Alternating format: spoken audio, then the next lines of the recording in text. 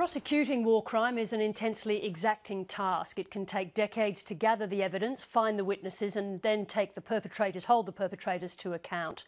Nearly 25 years after the brutal conflict in the former Yugoslavia, families whose loved ones died in the fighting or ethnic cleansing are still waiting for justice. In one case, the chief suspect in an alleged triple murder has long since moved to Melbourne to live out his days. Now he's on Interpol's most wanted list, and the relatives of his alleged victims want him brought to justice. Dan Oakes filed this exclusive report.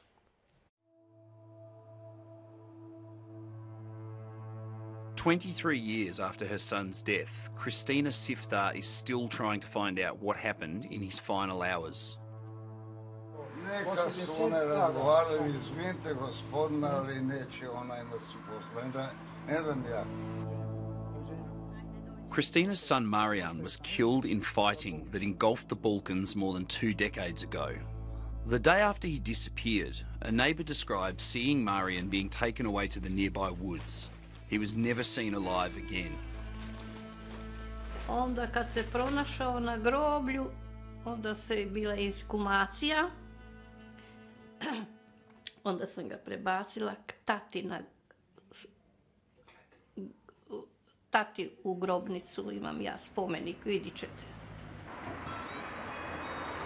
The Siftar's hometown of Petrinja lies an hour south of the Croatian capital, Zagreb. Today, locals go about their daily life peacefully.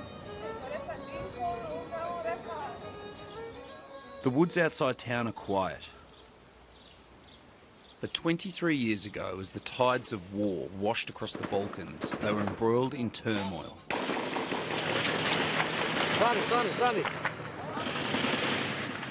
More than 500 local people were killed in the fighting.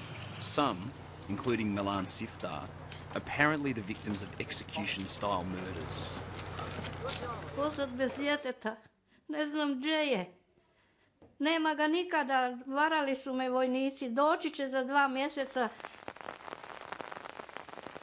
koliko ja znam. Oni su odvedeni tamo u kasarnu, gdje već je, možda vi već znate.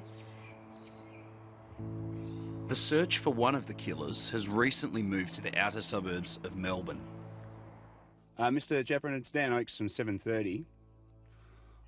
I think it's very important that we show you these documents that we have. This is the man that some villagers hold responsible for the deaths of 3 civilians, Predrag Japrinin. Since 2000, he has lived with his wife and children in the eastern suburbs of Melbourne, far away from the turmoil of his homeland.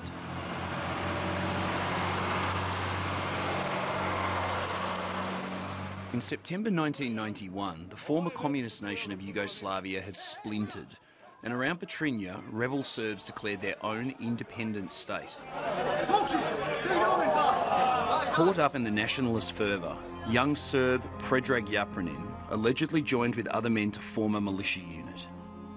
Court documents uncovered in Croatia by 7:30 tell a grim tale.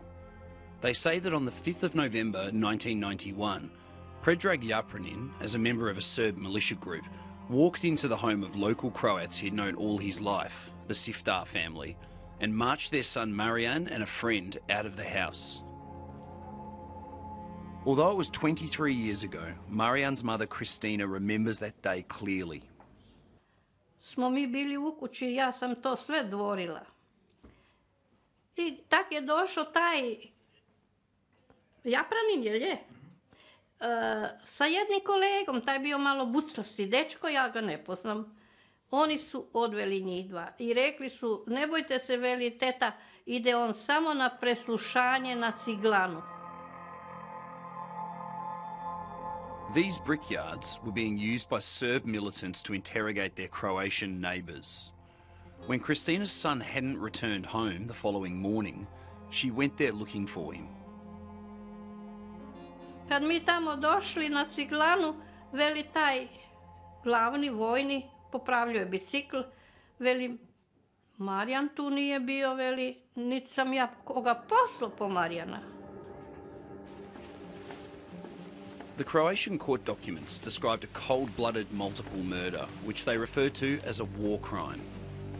The documents say that on that day in November 1991, Predrag Yapranin and another rebel took Marian Siftar and 2 other victims to a forest near Petrinja and shot them at point-blank range. But by the time a Croatian court had called for Yapranin's arrest in 2006, he had started a new life with his family in Melbourne. Police documents show he arrived here in 2000 and is now an Australian citizen. Knowing that their suspect was no longer in Croatia, the court requested he be placed on Interpol's red list, alerting the world to his alleged crimes. 7:30 tracked Mr Yapranin down in Melbourne earlier today. Can I ask you about the allegations of war crimes? But Mr Yapranin said he was not guilty of any crimes, that he was not in the Siftar's house that day in 1991, and that he never did any sort of military service.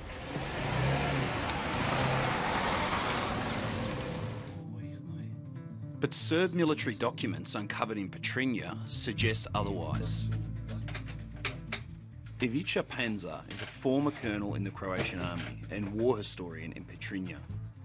He has combed through documents left behind by rebel Serbs when the Croatian army later drove them from the area. Da su I Predrag Yapranin I njegov brat Suad Džanić u kasnijem dijelu rata u Republici Hrvatskoj bili pripadnici 39. izviđačko-diverzantskog odreda Vojske Republike Srpske Krajine. Dakle, jedne jedinice, specijalne jedinice. The documents also suggest that members of the unit killed local Croats, and that unit was eventually disbanded because local authorities believed it was out of control. Čuli su se tenkovi, ali mi smo mislili da su vježbe, međutim u tom trenutku oni silaze iz Kotar šume, kod Limenke I polaze prema gradu, znači ovuda glavnom cestom I pod punim gasom 20-ak tenkova pod punom ratnom spremom I tad sam znao da je gotovo. Tad sam znao da je gotovo I rekao sam I ocu da Franjo Kovačević's father, Branko, is alleged to be the 3rd victim of Predrag Yapranin. Franjo says he pleaded with his father to leave town as the fighting intensified, but Branko refused. The court in Zagreb decided he died alongside Milan and Marijan in the woods outside Petrinja, while another witness reported hearing Branko was murdered in an improvised prison in town. radili, to su zločinci vrlo prefrigani I vrlo samouvjereni I oni, ja vjerujem da bi mnogi. The families of Yapranin's alleged victims want him to return to Croatia and answer the allegation that he was involved in the murders. More than 2 decades after their deaths, that process may still take many years. The AFP would not comment on the case, but the Croatian government would have to ask for Yapranin to be arrested and extradited to face trial. Kristina Siftar is now marking out her final years in an old person's home in Petrinja. She misses her son, Marijan. 39 godina moje dijete, pa kako mi ne bi nedostajalo? To bi mi bilo sve, sigurno ne bi tu bila. Ne bi tu bila čija sam. On je bio za svoju majku, Marijan je bio sin pravi. She is careful about accusing Yapranin of killing her son, as she did not witness his murder, and there is still confusion over exactly how and where the men died. But she wants to hear the truth from Predrag Yapranin about any role he played in her son's death. Je jedan između njih rekao, ajde pustimo ih. A taj koji ih je ubio, ja ne znam kak se zove, taj Šik Bumbu, šta veli pustije I Šik Bumbu, to nam je rekao Grujić, to mi je Grujić pričao.